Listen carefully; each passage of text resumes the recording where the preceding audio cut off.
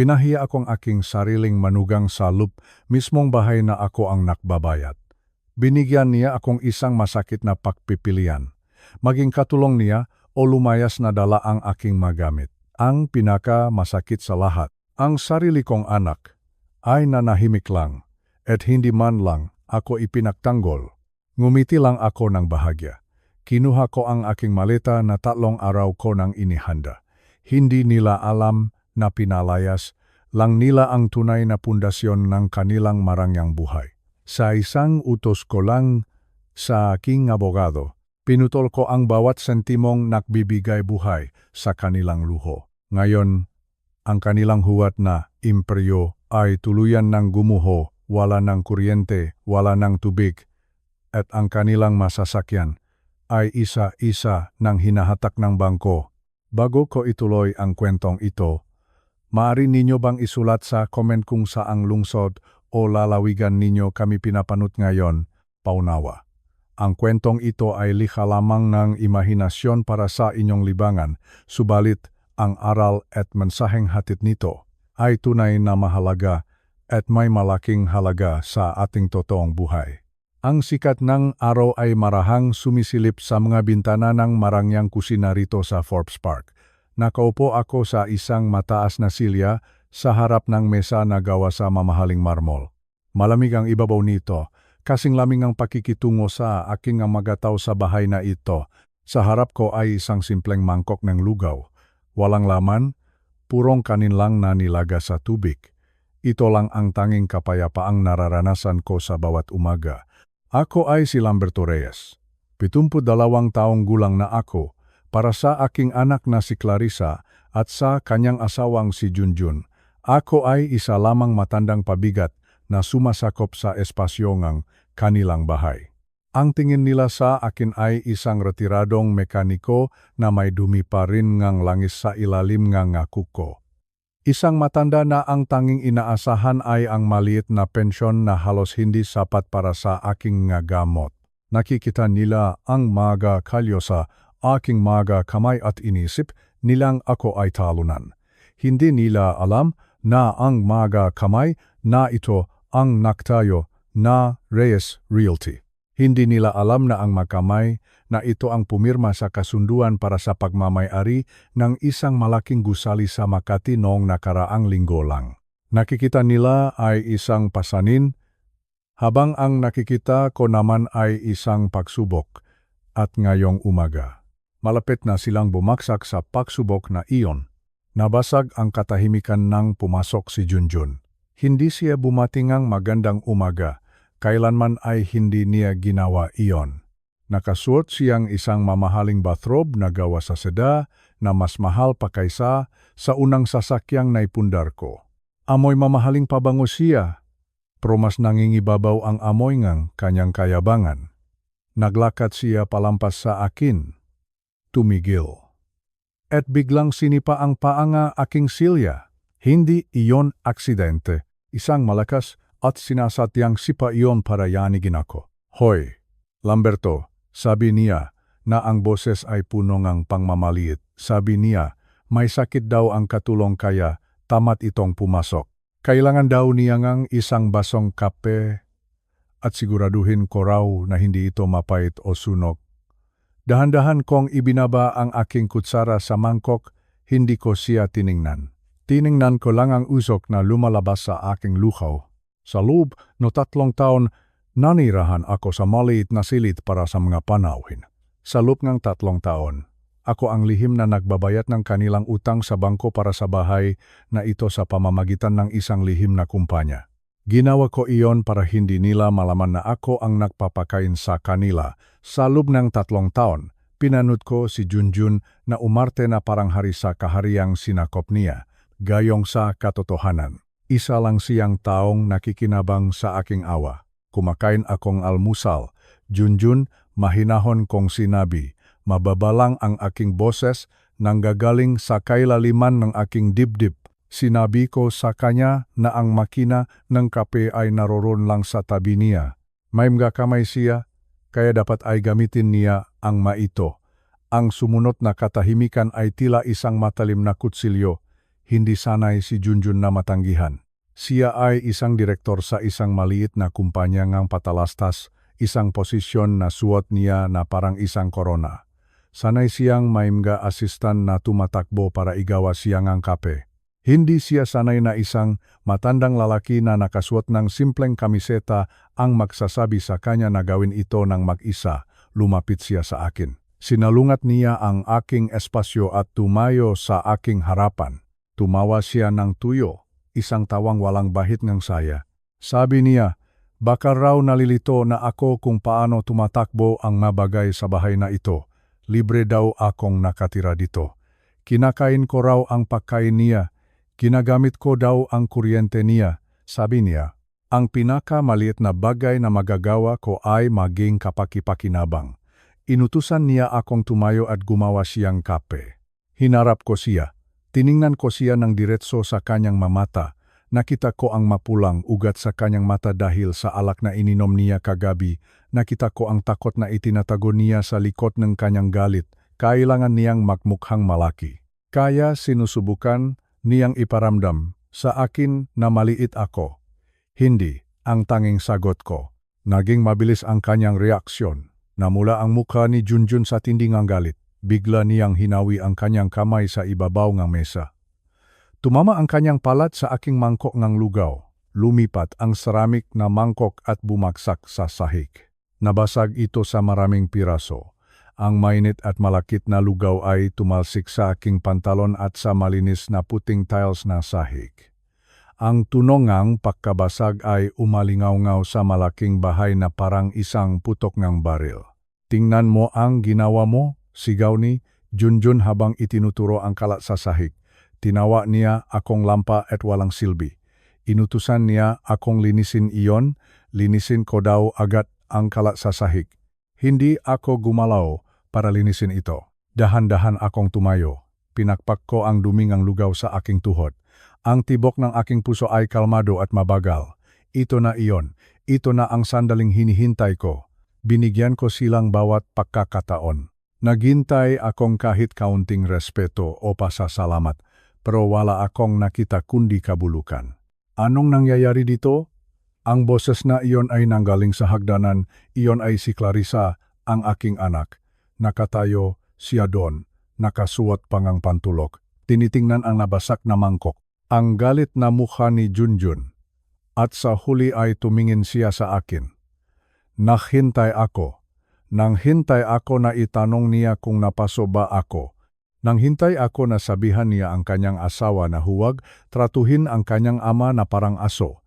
Naghintay ako sa batang babae na binuhat ko sa aking mga balikat nun. Sa halip, isang malalim na buntong hininga ang pinakawalan niya.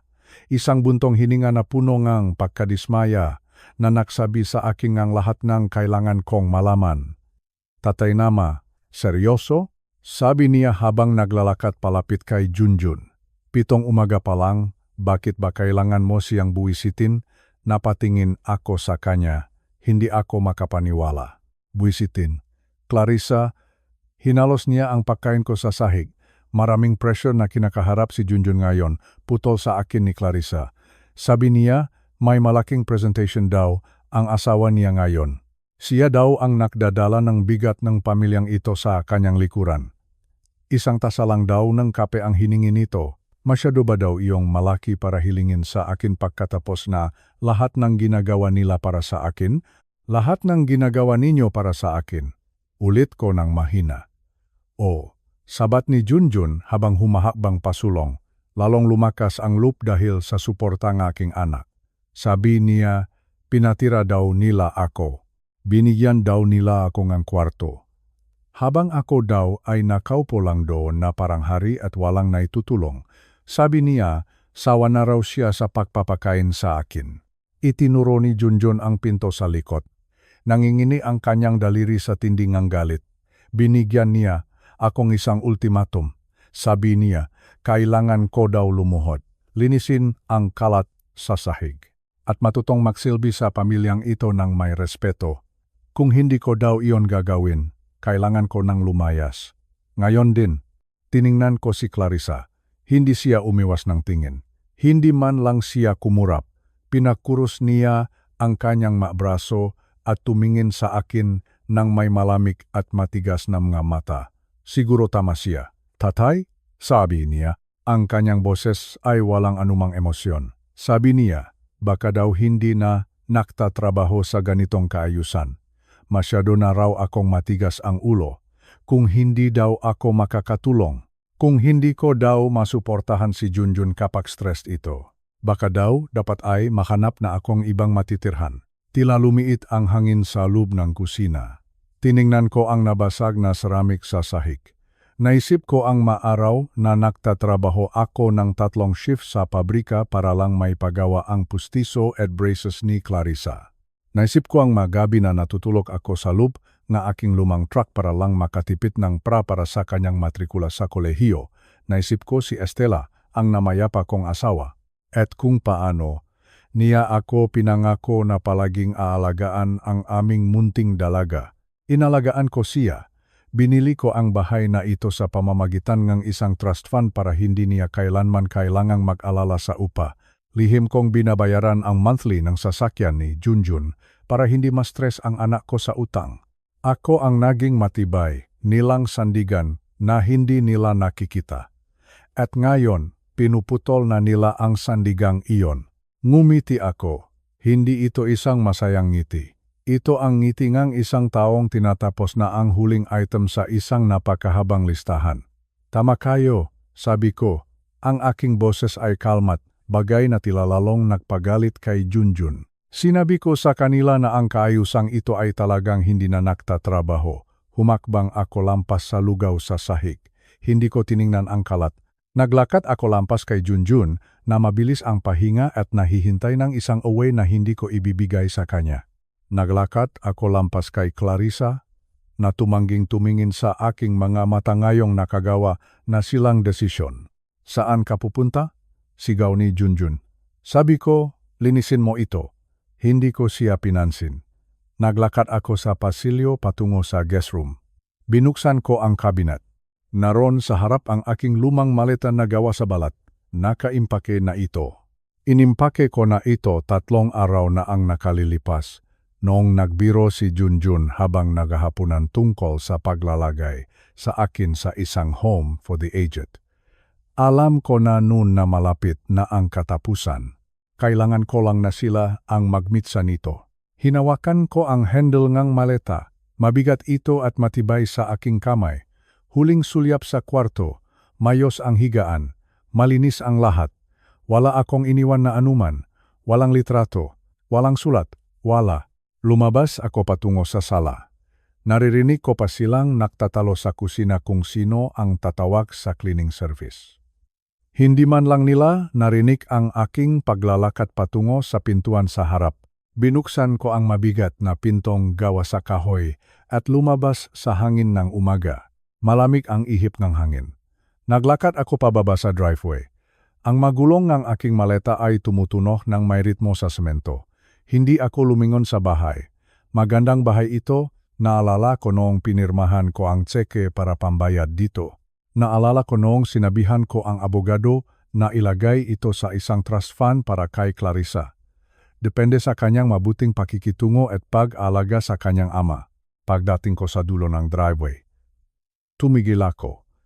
Kinuha ko ang aking cellphone sa bulsa. Nakita ko ang isang text mula kay Clarissa, sabi niya. Huwag na daw akong babalik hanggat hindi ako handang humingi ng paumanhin. Natawa ako ng bahagya. Simulan na ang fase 1, sabi ko. Putulin ang lahat ng suporta. Kanselahin ang mga credit card. Bawin ang karapatan sa paninirahan. At ipadala ang sasakyan dito. Tapos na akong magpanggap na isang mahirap na kamag-anak. Tumayo ako sa gilid ng sada habang naghihintay. Sa loob ng bahay na iyon, alam kong malamang ay nagsasalin ng inumin si Junjun para ipakdiwang ang kanyang tagumpay. Akala niya ay nanalo siya. Akala niya ay naitapon na niya ang basura. Hindi niya alam na pinalayas lang niya ang tanging pinakukunan niya ng pera.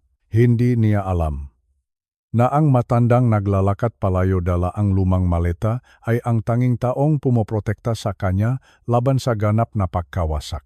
Isang makintab na itim na sasakyan ang lumiko sa kanto at dahan-dahang huminto sa harap ko ang driver na nagtrabaho para sa akin sa loob ng 20 taon ay lumabas at binuksan ang pinto sa likod. Magandang umaga. Senyor Reyes, sabi niya. Saan po tayo? Sa Ritz-Carlton, sabi ko habang sumasakay sa loob ng sasakyan. At pagkatapos, sa opisina, marami tayong kailangang ayusin. Umalis ang sasakyan. Pinanut ko ang bahay na unti-unting nawawala sa rearview mirror. Nakaramdam ako ng kaunting lungkot para sa anak na nawala sa akin, pero agad itong napalitan ng malamig na katotohanan ng katarungan. Gusto nilang umalis ako. Gusto nilang kalayaan. Ibibigay ko sa kanila ang eksaktong hinihingi nila at nawa ay tulungan sila ng Diyos kapag nalaman na nila kung ano ang tunay na ibig sabihin niyon. Ang bigat ng malatang hawak ko ay tila isang paalalang lahat ng taon na aking ipinundar habang naglalakad ako pabalik sa aking silid pagkatapos ng nangyari sa kusina. Nararamdaman ko ang bawat tibok ng aking puso. Kalmado ito, masyadong kalmado para sa isang taong kakapalayas lang sa sariling bahay. Ngunit hindi ito basta-bastang pag-alis. Ito ay isang paglaya. Pumasok ako sa guest room at isinara ko ang pinto ng walang tunok. Doon, sa gilid ng kama, nakatayo ang aking lumang maleta na gawa sa matibay na balat. 3 araw na ang nakalilipas mula nang ihanda ko ito. 3 araw. Alam ko na darating ang sandaling ito. Alam ko na ang kabastusan ni Junjun at ang pananahimik ni Clarissa ay hahantong sa puntong ito. Hindi ako nagulat. Nasaktan ako, pero hindi ako nagulat. Isang matandang termay na tulad ko ay natutong makini sa ingay nga makina bago pa ito tuluyang masira. At ang pamilyang ito, matagal na silang may sira sa loob. Muli kong sinuri ang loob ng kwarto. Wala akong iniwang kahit anong mahalagang gamit. Ang lahat ng aking madokumento, ang matitulong lupa, at ang aking mapersonal na gamit ay matagal ko nang nailipat sa isang ligtas na lugar. Ang iniwan ko lang sa kwartong ito ay ang amoying luma at ang anino ng isang amang hindi nila pinahalagahan. Habang bitbit ang maleta, lumabas akong kwarto at nakaklakat sa mahabang pasilyo. Naririnig ko pa rin ang boses ni Clarissa sa kusina. Sinasabi niya kay Junjun na huwag nang mag-alala na lilipas din ang galit ko at babalik din ako para humingi ng tawad. Napailing ako ng bahagya. Akala nila ay kilala nila ako. Akala nila ay si Lamberto Reyes na nakilala nila. Sa loob ng 3 taon ay isang mahinang matanda na walang mapupuntahan. Binuksan ko ang pintuan sa harap. Ang liwanag ng araw sa labas ay tila bumulak sa akin sandali. Humakbang ako palabas sa franda. Ramdam ko ang mainit na simoy ng hangin sa Makati. Naglakad ako pababa sa sementadong driveway. 1 hakbang, 2 hakbang. Sa bawat pag-ikot ng gulong na aking maleta sa semento, nararamdaman ko ang pagputol ng aking ugnayan sa bahay na ito. Tumigil ako sa dulong driveway at lumingon sandali. Napakagandang bahay na ito. Pinahirapan ko ito. Binili ko ang lupang ito noong mura pa ang halaga ng mga property dito sa Forbes Park.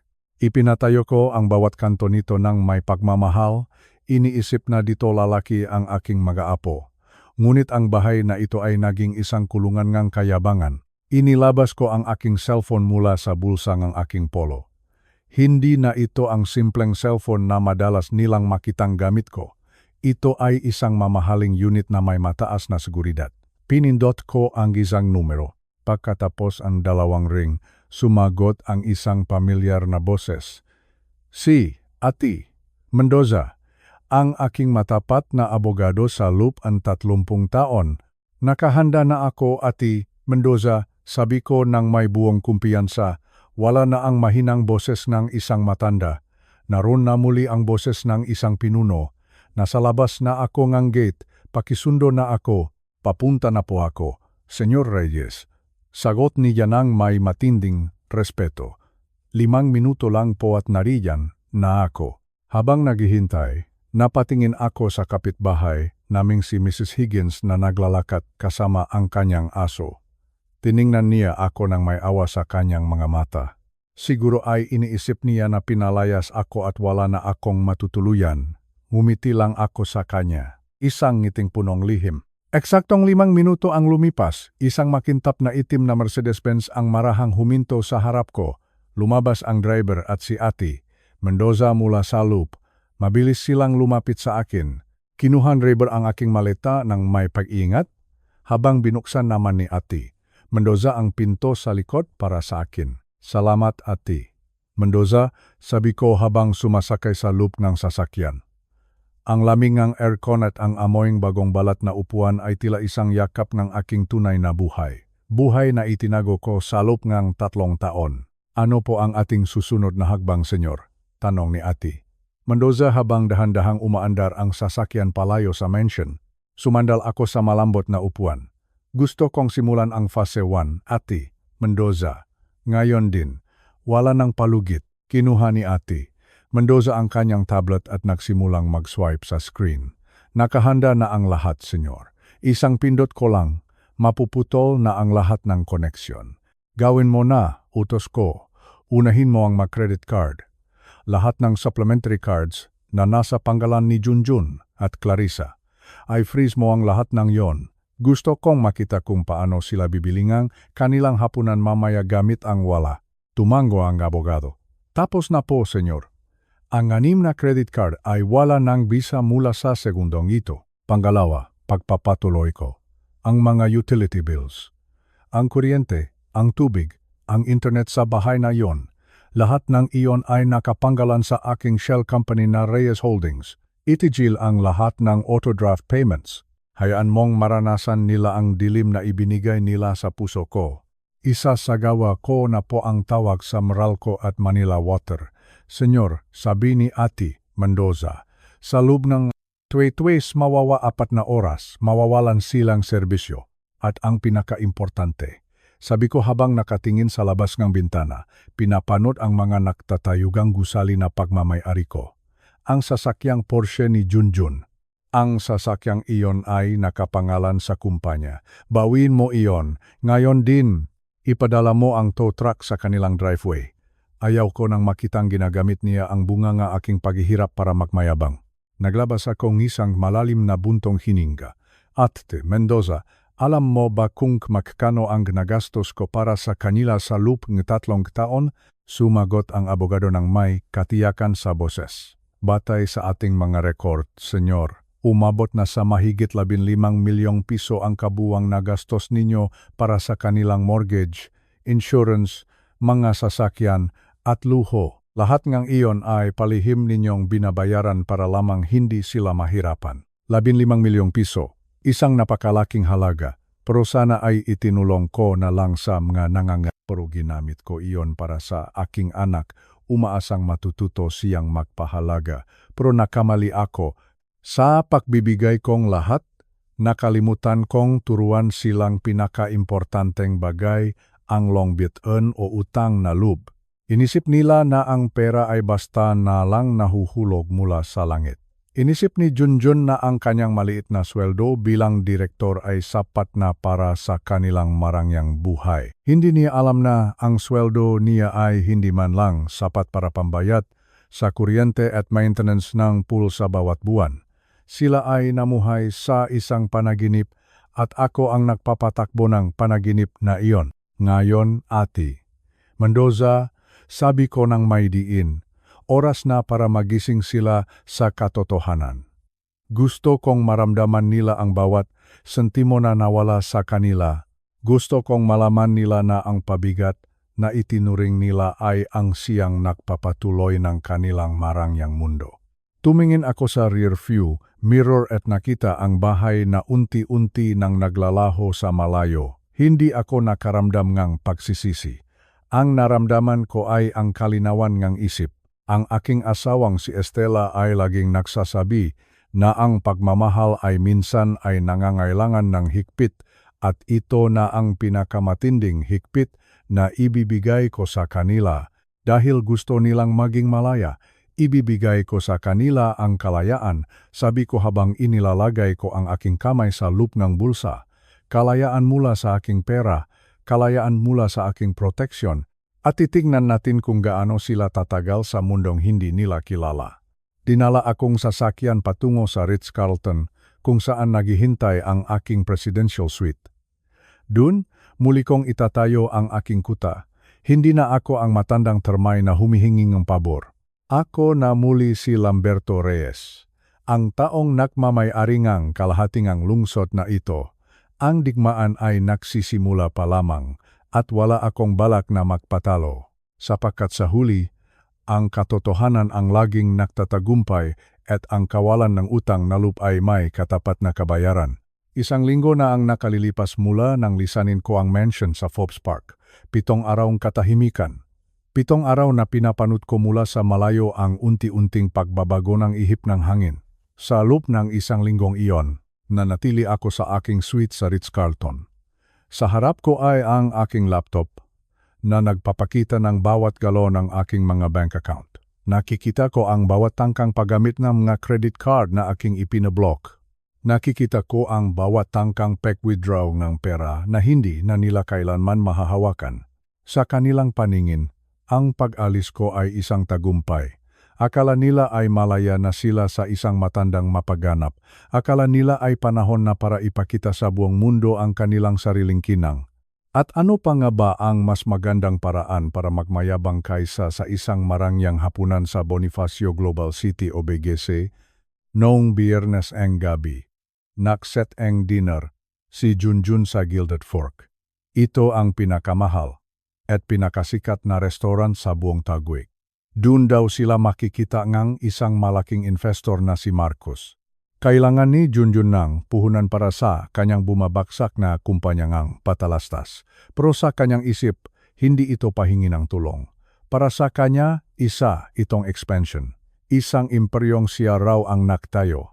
Mula sa aking kinaupuan, napanood ko ang real-time update ng kanilang reservation.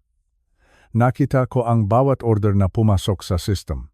Si Junjun, sa kanyang pagnanais na magmukhang makapangyarihan, ay nag-order ng isang boat ng Screaming Eagle Cabernet, isang alak na nakakahalaga ng 250,000 piso, isang boat ng iyon, isang bote na katumbas ng sahot ng isang ordinaryong empleyado sa loob ng 2 taon.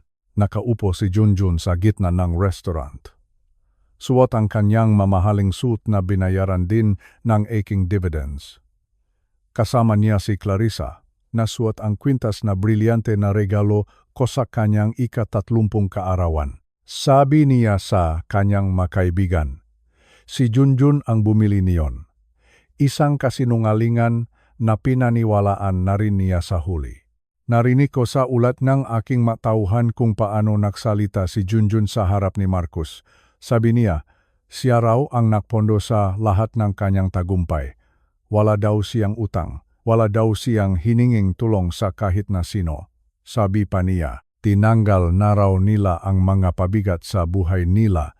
Tinutukoy niya ako, ang kanyang ama sa law. Tinawag niya akong matandang walang ambisyon na kumakain lang ng kanyang resources.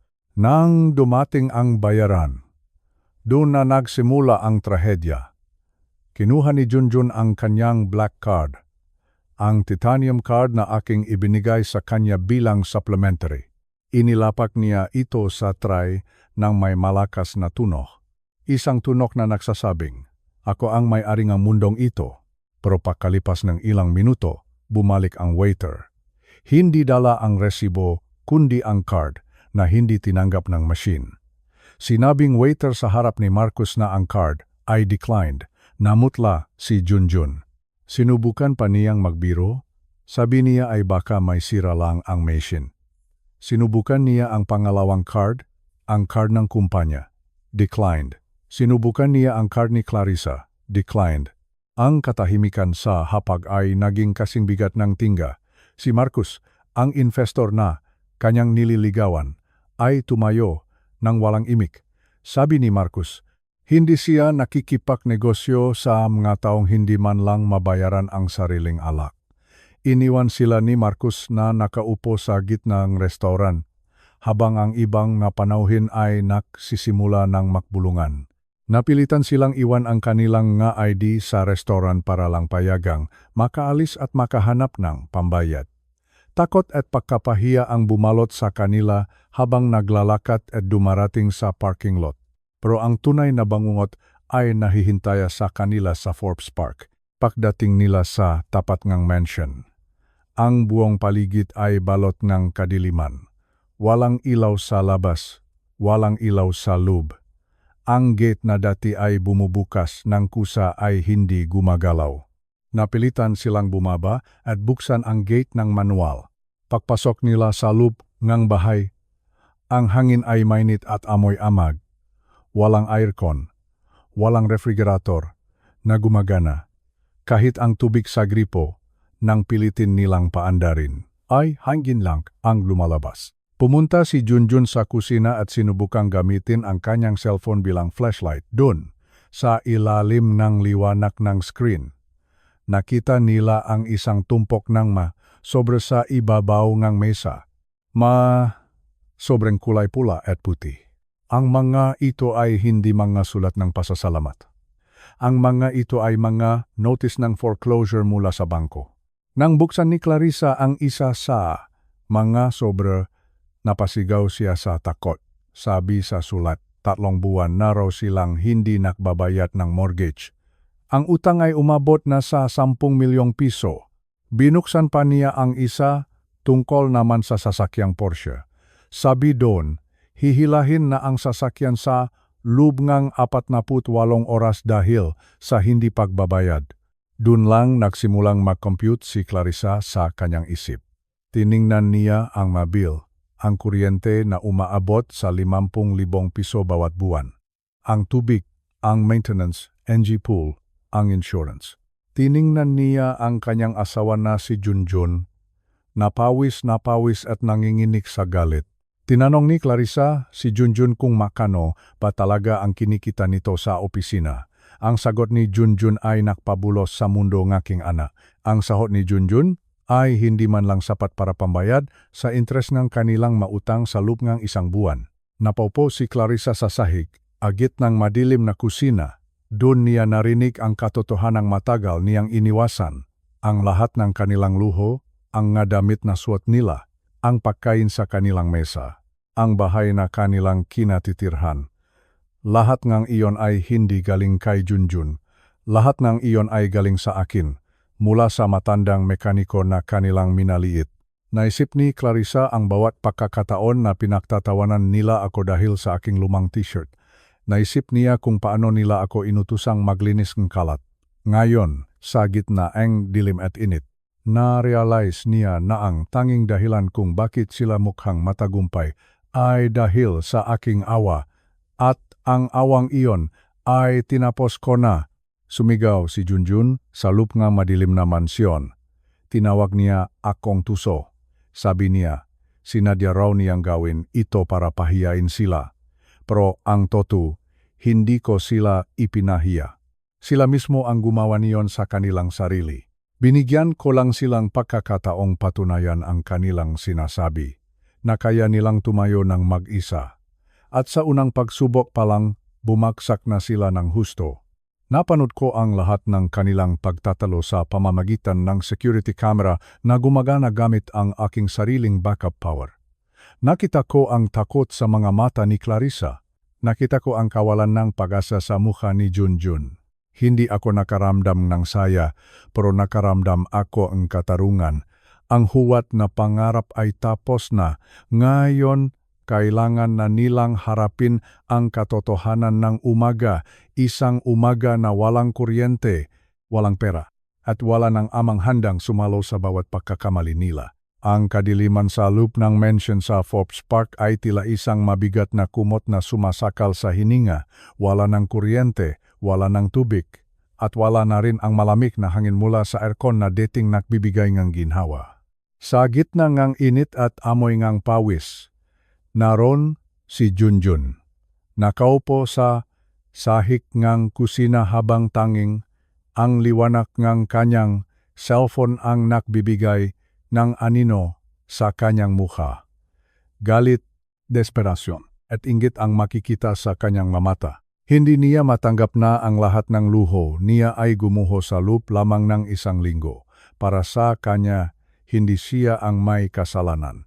Sa kanyang baluktot na isip, ako ang kontrabida. Ako ang matandang tuso na nagkublingang yaman habang pinapanot silang mahirapan. Doon sa dilim, bumuo siyang isang plano. Isang plano na hindi lang masama kundi kasuklam-suklam. Tinawagan niya si Ati, Salvador. Isang abogado na kilala sa mga maruruming gawain sa likod na magusali sa strip mall. Sabi ni Junjun sa kanya, kailangan niya ng isang dokumento. Isang kasulatan na magpapatunay na ako, si Lamberto Reyes, ay wala na sa tamang pag-iisip. Gusto niyang palabasin na ako ay may malalang dementia, na ako ay isang panganib sa aking sarili, at kailangan niyang kapangyarihan para pamahalaan ang aking maari-arian. Nagbayad si Junjun ng 300,000 piso. Iyon na ang huling perang nakuha. Niya mula sa paksan lang ang huling relo ni Clarissa. Hindi niya naisip ang kapakanan ng kanyang asawa. Ang tanging nasa isip niya ay kung paano makuha ang aking mga bank account. Sa kanyang paningin, ang aking pensyon ay isang malaking kayamanan na itinago ko sa kanila. Habang hinihintay ang mapekeng dokumento, nagpasya si Junjun na gawin ang isang bagay na matagal ko nang ipinagbawal. Ang pagpasok sa aking pribadong silid-aralan. Ang kwartong iyon ay laging nakalok. Sinabi ko sa kanila na naroon ang aking malumang kagamitan at mga alikabok na nakaraan. Pero para kay Junjun, ang kwartong iyon ay isang taguan ng ginto. Gamit ang isang drill at isang mabiot na crowbar, sinira niya ang lock ng pinto. Ang tunong nobakol na nagkikiskisan ay umaling-aungaw sa tahimik na manghun. Napakasakit isipin na ang taong pinatira ko sa aking bahay ay siya ring sisira sa aking pribadong espasyo. Pagpasok niya, hinaluhok niya ang lahat. Itinapon niya ang aking makalumang libro. Vinakwak ang makadrawer na aking mesa. Hanggang sa makita niya ang isang malit na vault sa ilalim ng sahig. Sa loob ng vault na iyon, wala siyang nakitang pera, walang bundles ng cash, walang ginto. Ang nakita niya ay isang lumang mapa. Isang mapa ng timok na bahagi ng lungsod na may markang pula sa isang lugar na tinatawag na Lote numero 7. At sa tabi nito, may nakasulat na halaga, $5 milyong o mahigit 250 milyong piso. Nakita ko ang lahat ng ito sa aking laptop mula sa hotel. Ang bawat galaw niya ay narecord ng aking manakatagong kamera. Nakita ko ang panlalaking ang kanyang mamata. Nakita ko ang pagngiti niya, isang ngiting puno ng kasakiman. Akala niya ay nahanap na niya ang kanyang kaligtasan. Akala niya ay nahanap na niya ang mitsa ng aking kayamanan. Pero bago niya makuha ang mapa, may isang bagay na nahulog mula sa mga lumang dokumento. Isang lumang litrato. Pinulot ito ni Junjun at tiningnan ng may pagmamalit. Ang litratong iyon ay kuha noong 40 taon na ang nakalilipas. Narun ako, Batang Lamberto. Suot ang aking maduming coveralls at ang aking asawang si Estela. Nakatayo kami sa harap ng isang construction site. Ang magabakal na haligi ay nagsisimula pa lamang tumayok patungo sa langit. Hindi tiningnan ni Junjun ang karatula sa likuran namin. Isang karatula na may nakasulat na Future Site of Reyes Tower. Para sa kanya, ang litratong iyon ay basura, isang alaala ng kahirapan. Itinapon niya ito sa sahig at tinapakan habang mabilis na lumalabas, dala ang mapa.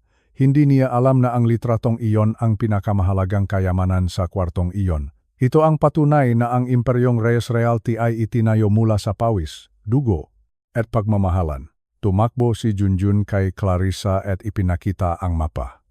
Sabi niya, maliligtas na sila. Sabi niya, ibebenta nila ang lupaing ito sa lalong madaling panahon.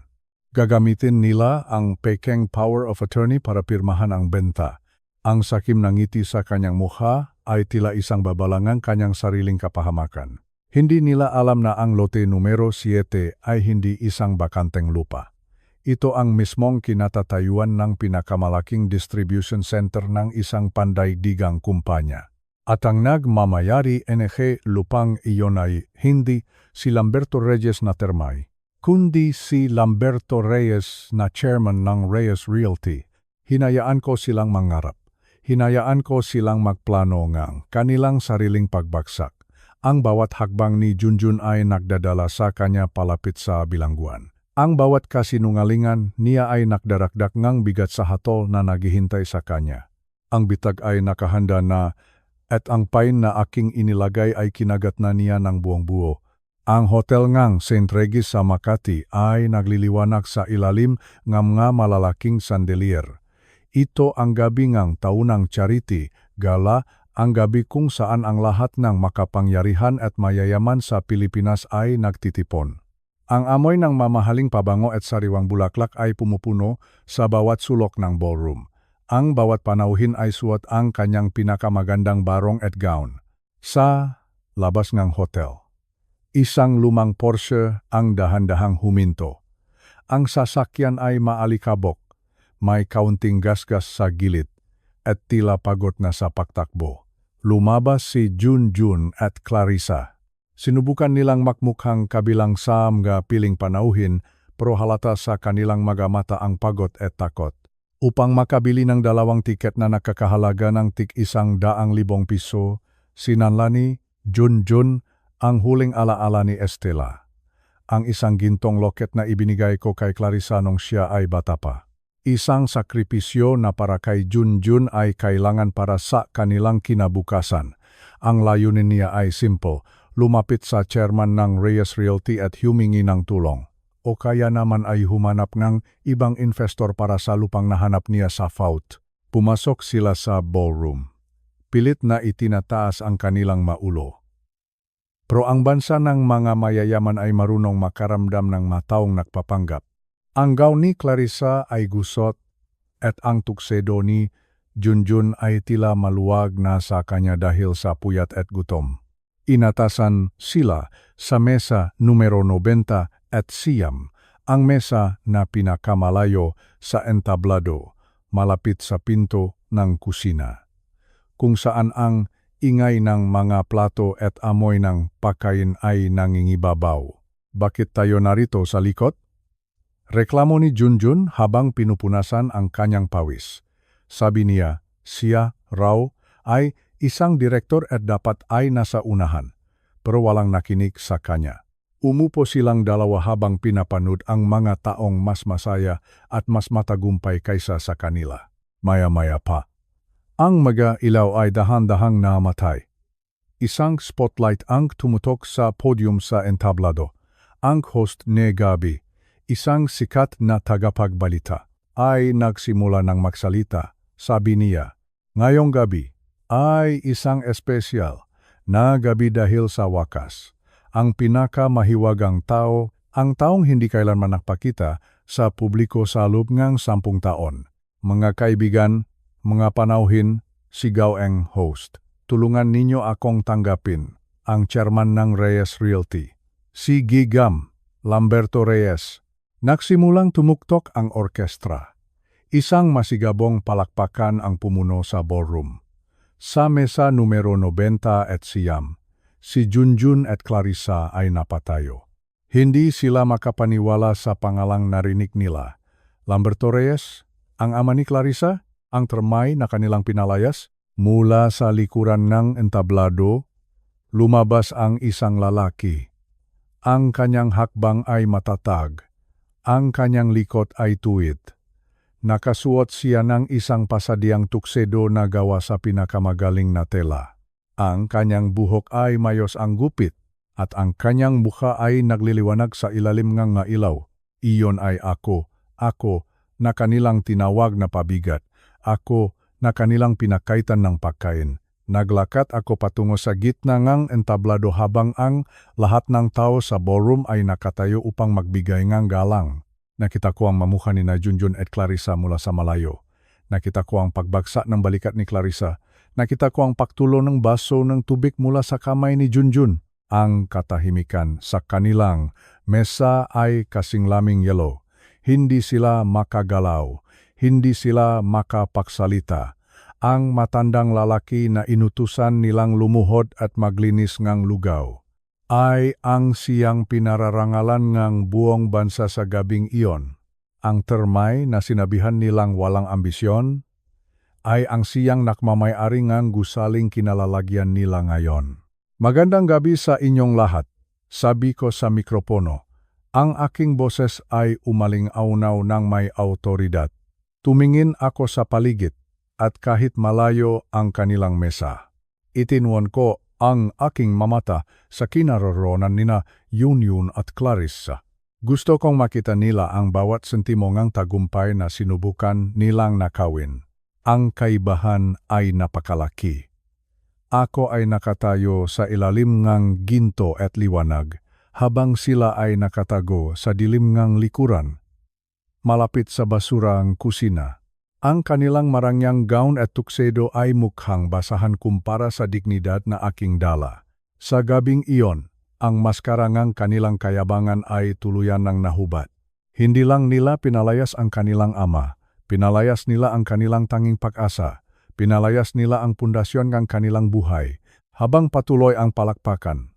Alam ko na ang bawat tunok nito ay tila isang hampas sa kanilang nga puso. Ang katotohanan ay lumabas na, at wala ng lugar para sa kanilang makasinungalingan. Sa gabing ito, natapos na ang laro, at ang termay na kanilang minaliit ang siyang huling tumatawa sa ibabaw nga entablado. Sa gabing iyon, ang bulwagan ay nakniningning sa ilaw ng mga magarbo at mamahaling chandelier. Maraming tao ang dumalo sa gala.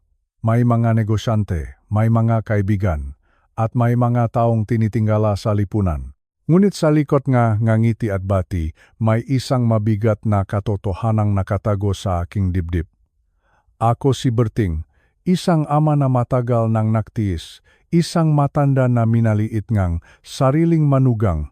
Habang nakatayo ako sa harap ng entablado, tiningnan ko ang aking anak na si Clarissa. Mukha siyang masaya sa tabi ng kanyang asawang si Junjun, ngunit alam ko ang totoo. Alam ko ang bawat pangungutya at bawat pagpapahirap na ginawa ni Junjun sa akin salup ngang sarili kong pamamahay. Alam ko rin ang tungkol sa mga pekeng dokumento na lihim niyang ipinagawa para makuha ang aking mga ari-arian. Huminga ako ng malalim. Humawa ako ng mahigpit sa mikropono. Sa sandaling iyon, ang katahimikan ay bumalot sa buong silid. Higit sa 300 tao ang nakatingin sa akin. Nagsimula akong magsalita. Ang boses ko ay kalmado ngunit may bigat. Sinabi ko sa lahat ang tungkol sa tunay na pagkatao ni Junjun, hindi bilang isang matagumpay na negosyante, kundi bilang isang taong mapagsamantala. Inilabas ko ang mapapeles na nagpapatunay ng kanyang pandaraya, ang mapirma na kanyang pinake, ang maari-arian na pilit niyang ninakaw mula sa isang matandang tulad ko. Nakita ko ang pagpulang mukha ni Junjun, galit, takot, pagkapahiya. Ngunit hindi pa ako tapos. Ibinunya ko rin kung paano niya ako itrato sa loob ng bahay, kung paano niya ako pinakakaitan ng pagkain at ginagawang parang isang bilanggo sa sarili kong buhay. Ang batas ay may mata, sabi ko sa gitnang bulwagan. At ang konsensya, kahit gaano mo itago, ay laging kakatok sa iyong pintuan. Biglang bumukas ang malaking pinto ng bulwagan. Pumasok ang 4 na opisyal ng pulisya. Dun mismo, sa harap ng lahat, ay pinigilan nila si Junjun. Maririnig ang bulungan ng mga tao. Ang kahihiyan ay parang isang malakas na sampal sa mukha ni Clarissa. Hindi siya makapaniwala. Ang kanyang asawa, ang lalaking pinakakatiwalaan niya higit sa akin, ay isang kriminal. Ngunit si Junjun ay hindi basta susuko. Sa kanyang pagkapahiya at galit, nagawa niyang makawala sa isang pulis at tumakbo palabas. Wala siyang ibang nasa isip kundi ang sirain ako. Sumakay siya sa sasakyan at mabilis na naktungo sa aming mansyon. Pagdating niya doon, sa gitna ng kanyang pagkabalif, ay kumuha siyang gasolina. Nais niyang sunugin ang lahat. Kung hindi mapapasakin ang bahay na ito, wala ring makikinabang. Sigaw niya na parang isang hayop, nagsimulang kumalat ang apoy sa sala. Ngunit hindi niya alam na ang mansyong iyon ay nilagyan kong pinakamodernong sistema laban sa sunog. Sa loob lamang ng ilang segundo, ang mga sprinkler sa kisame ay nagsimulang maglabas ng malakas na tubig. Ang usok ay agad na nakontrol. Ang mapulis na sumunod sa kanya ay mabilis siyang na-corner sa gitna ng basang-basang sala. Nadagdagan ang kanyang kaso. Hindi lamang pandaraya at pagmamaltrato, kundi pati na rin ang tangkang paksunog o arson. Habang pinoposasan si Junjun, nakita ko si Clarissa sa pintuan. Ang kanyang nga mata ay puno ng luha. Ang kanyang katawan ay nanginginig sa takot at pagsisisi. Tiningnan niya ang kanyang asawa na hinihilangang mapulis patungo sa labas. Pagkatapos, tumingin siya sa akin. Ang kanyang ngalabi ay nangangatok. Tila gustong humingi ng tawat ngunit walang salitang lumalabas. Huli na, ang sakit na idinulot nila ay hindi basta-basta mabubura ang isang iyak. Ang katarungan ay nakamit ngunit ang sugat sa puso ng isang ama ay nananatiling bukas. Nakita ko ang pagbagsak ng lahat ng kanilang binuong kasinungalingan. Isang malupit na paalala na ang anumang itinayo sama-sama ay hinding-hindi magtatagal. Matapos ang kaguluhan sa gabing iyon, naging napakatahimik ang aming tahanan.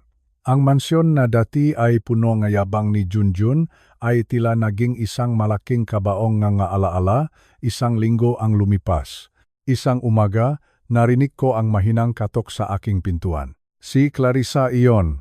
Wala na ang kanyang mga mamahaling alahas. Wala na ang kanyang magarbong ayos. Mukha siyang pagod, payat, at lugmok. Lumapit siya sa akin at lumuhod sa aking paanan. Humahagulgol siya. Tay, tulungan niyo po ako. Pagsusumamo niya. Wala na kaming pera. Kinuhangang autoridad ang lahat dahil sa makaso ni Junjun. Pati ang bank account namin ay naka-freeze. Tay, maawa kayo sa akin. Tiningnan ko ang aking anak. Ang puso ko ay kumikirot. Sino ba namang ama ang gustong makitang naghihirap ang kanyang anak? Ngunit naalala ko ang lahat. Naalala ko ang bawat gabing hindi ako makatulog dahil sa gutom at lungkot habang sila ay nakpapakasasa sa karangyaan. Clarissa, mahinahon kong sabi. Ang pra ay hindi solusyon sa lahat. Ang kailangan mo ay matutong tumayo sa sarili mong mapa. Pero tay, hindi ko alam kung paano. Sigaw niya, hindi ko kayang mabuhay ng walang pera. Paano ako kakain? Paano ako mabubuhay? Umiling ako ng dahan-dahan. Iyan ang pagkakamali ko. Pinalaki kita na nasa palat ang lahat.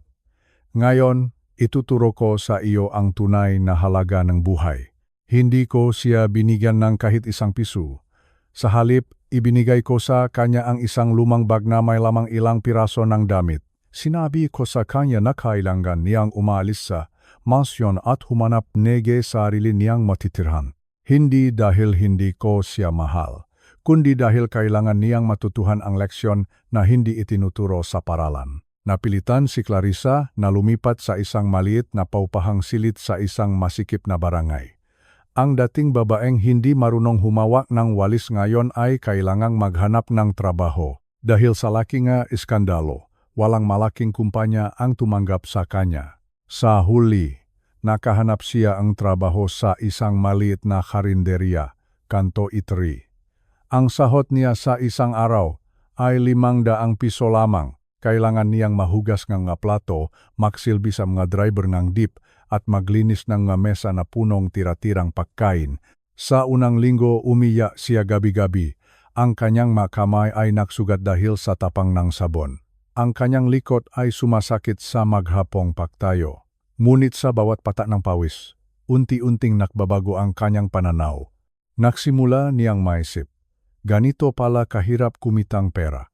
Ganito pala ang hirap na dinanas ni tatay nung nagsisimula pa lamang siya. Isang araw, binisita ko siya sa karinderya. Hindi niya ako nakita agad dahil abala siya sa pagpupunas ng mesa. Nang mapansin niya ako, tumayo siya ng tuwid. Walang galit sa kanyang mamata, kundi kahihiyan at paggalang. Iniabot ko sa kanya ang isang lumang notebook. Ito ang tala-arawan o diary ng kanyang yumaong ina na si Estela. Basahin mo ito, anak, sabi ko sa kanya. Noong gabing iyon, sa ilalim ng isang malamlam na bumbilya sa kanyang maliit na silid, pinasa ni Clarissa ang sulat ng kanyang nanay Nakasulat doon kung paano ako nagtrabaho bilang kargador sa pier. Kung paano kami nakati sa isang pirasong tuyo para lang may pakain sa kanya nung sanggol pa siya. Nakasulat doon ang bawat sakripisyo, bawat puyat, at bawat panalangin namin para sa kanyang kinabukasan. Nalaman ni Clarissa na ang lahat ng karangyaan na tinamasa niya noong bata siya ay nakmula sa dugo at pawis ng kanyang magulang. Hindi ito napulot sa kung saan lang. Ito ay bunga ng pagmamahal na walang hinihinging kapalit. Niyakap ni Clarissa ang diary ng kanyang ina. Doon niya naintindihan. Ang ginagawa ko ay hindi pagpapahirap.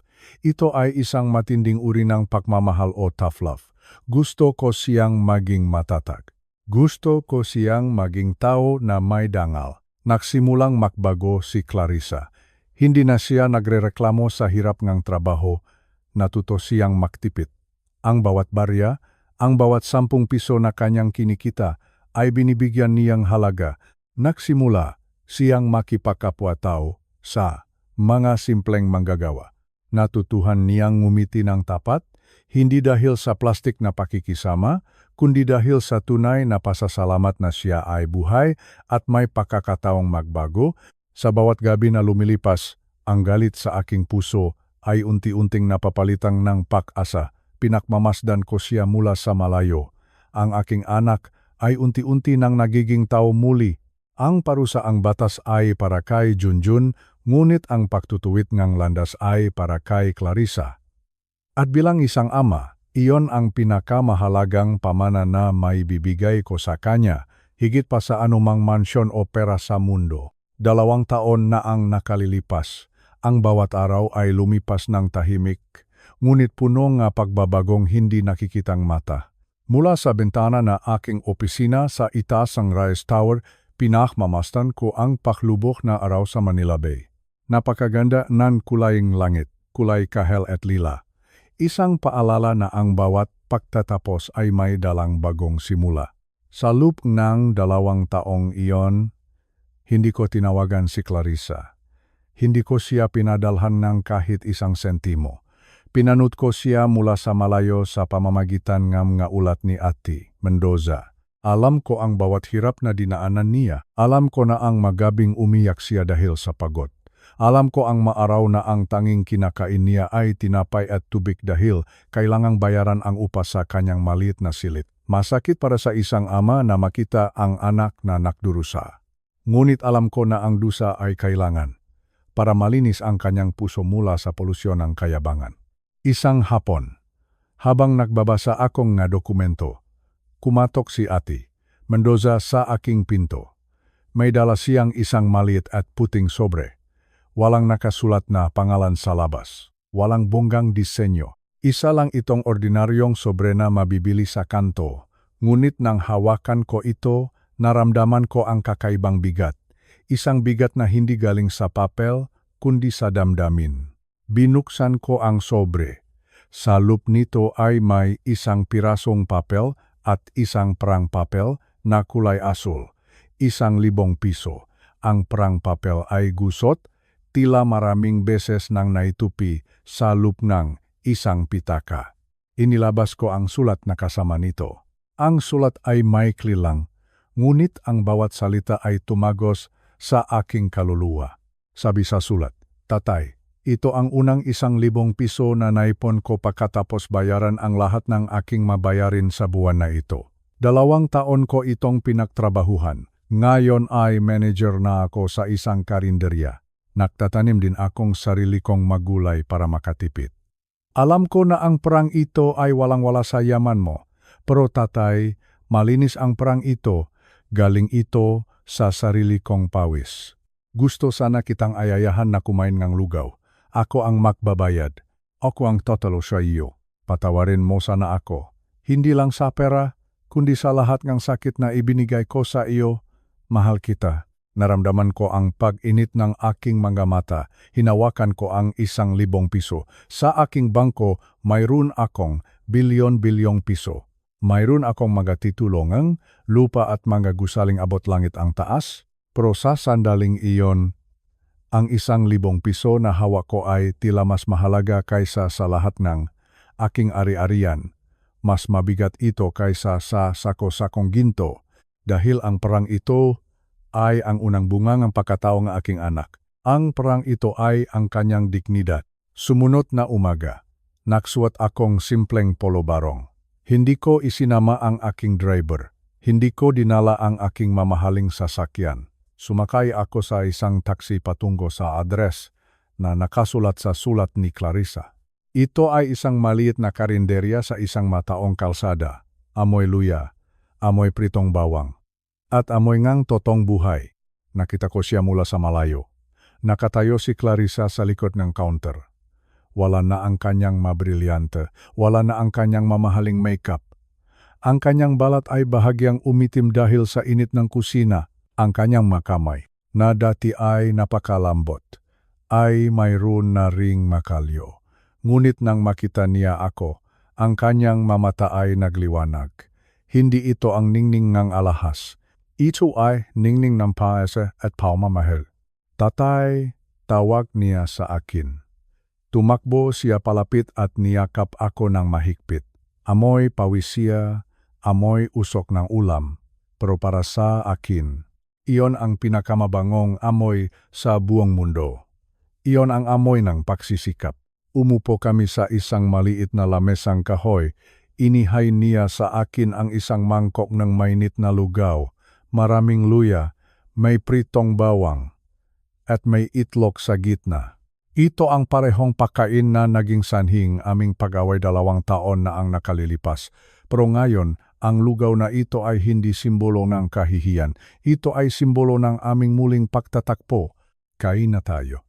Tatay, sabi niya, bangin niya botang kutsara sa akin. Ako ang nagluto niyan. Alam ko na paborito mo ang maraming bawang.